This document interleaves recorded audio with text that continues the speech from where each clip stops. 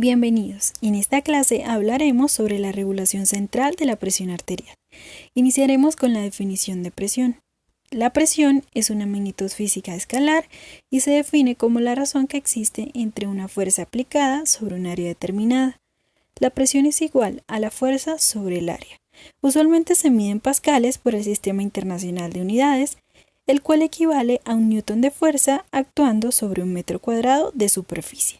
También posee otras unidades de medición en las cuales incluye el bar, la atmósfera, el torr, los milímetros de mercurio, los más comunes en medicina, los cuales se miden con un barómetro de mercurio. Ahora, para introducirnos un poco más en la fisiología, debemos tener en cuenta la ley de Ohm. La ley de Ohm plantea que el flujo a través de un vaso sanguíneo está determinado por el gradiente de presión, que es la fuerza que empuja la sangre a través del vaso, y también por la resistencia vascular, que es el impedimento al flujo de la sangre a través del vaso. Por tanto, se establece que el flujo sanguíneo es directamente proporcional a la diferencia de presión, pero inversamente proporcional a la resistencia. Teniendo claro el concepto de presión, ahora definiremos qué es presión arterial. La presión arterial se define como la fuerza que ejerce la sangre en contra de los vasos sanguíneos.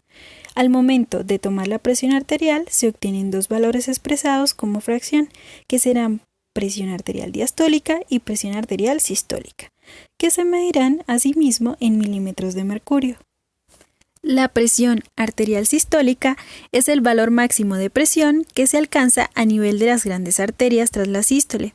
En un adulto joven, el valor de presión arterial sistólica normal es de aproximadamente 120 milímetros de mercurio.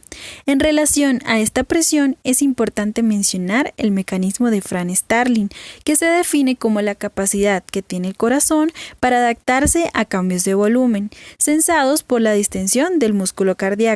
Este se activa en algunas situaciones, como por ejemplo en el llenado máximo, como la sístole o una crisis hipertensiva.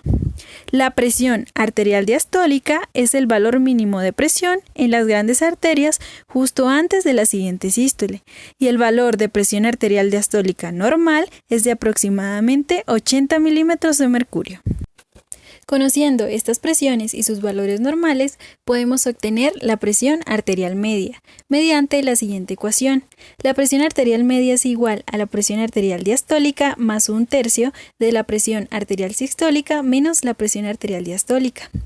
Esta presión arterial media es una variable cardiovascular muy importante, ya que nos indica la presión con que la sangre llega a todos los tejidos de nuestro organismo, en especial a los tejidos diana, que son riñón, neuronas, corazón, y en un adulto joven es de aproximadamente 90 a 95 milímetros de mercurio.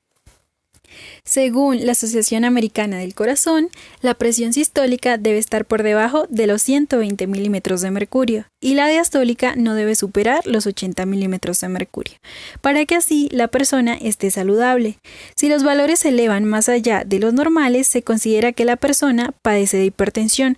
Como podemos observar en esta gráfica, esta patología se clasifica de la siguiente manera: normal, elevada, presión arterial alta, nivel 1, nivel 2 y crisis hipertensiva, que va más allá de los 120 a 180 milímetros de mercurio.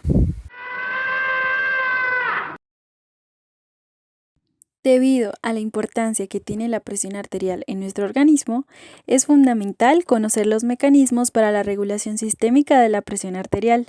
Iniciemos con definir la regulación nerviosa del corazón. El corazón está regulado por el sistema nervioso autónomo, que inerva el corazón y los vasos sanguíneos periféricos. Este balance depende de la actividad simpática y parasimpática. El aumento de la actividad simpática elevará la presión arterial mediante la liberación del neurotransmisor noradrenalina, el cual a nivel cardíaco utiliza sus receptores beta 1 y beta 2, generando un aumento de la frecuencia cardíaca. Y a nivel periférico, la noradrenalina también se une a su receptor alfa 1, aumentando también la resistencia vascular periférica por vasoconstricción. En cambio, el aumento de la actividad parasimpática produce un descenso de presión arterial mediante la liberación del neurotransmisor acetilcolina, el cual a nivel cardíaco, utilizando sus receptores M2, disminuye la frecuencia cardíaca y el gasto cardíaco.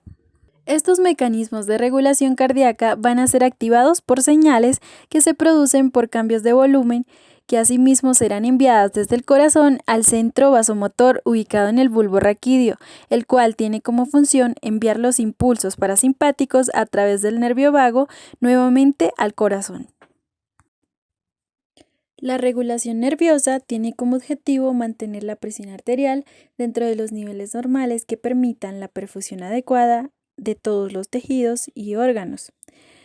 Los mecanismos de regulación se clasifican en respuestas inmediatas, reguladas por el sistema nervioso autónomo, respuestas intermedias, reguladas por hormonas, y las respuestas tardías, que son reguladas por el sistema renina, angiotensina, aldosterona. Los mecanismos de regulación inician por la estimulación de dos factores importantes que son vasoreceptores y quimiorreceptores. Los vasoreceptores son terminaciones nerviosas sensibles a la distensión de las paredes arteriales. Principalmente están situados en el seno aórtico y la bifurcación carotidia, que sensan presiones de aproximadamente 50 a 60 milímetros de mercurio y en el callado aórtico de 70 milímetros de mercurio. Cuando se estimulan, se producen señales que se dirigen hacia el centro cardiovascular del bulbo raquídeo a través del nervio vago y del nervio de Henry. Y los quimiorreceptores son células sensibles a la disminución de la presión de oxígeno, al aumento de la presión de dióxido de carbono o a la disminución del pH sanguíneo. Los quimiorreceptores periféricos se encuentran situados en zonas próximas a los vasoreceptores. Su estimulación produce una señal que va hasta el centro de control cardiovascular del bulbo, provocando una respuesta vasoconstrictora que contribuye a elevar la presión arterial.